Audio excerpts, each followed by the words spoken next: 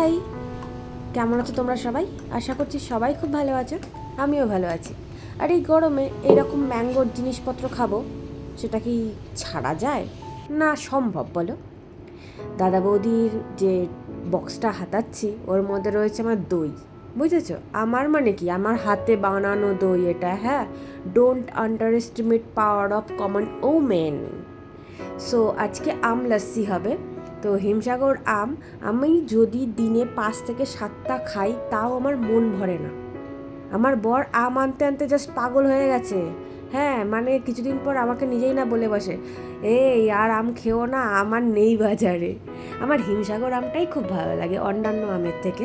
আর তাও ওই আম্রপালি যে আমটা আছে সেটা টুকটাক খাই, খুবই কম।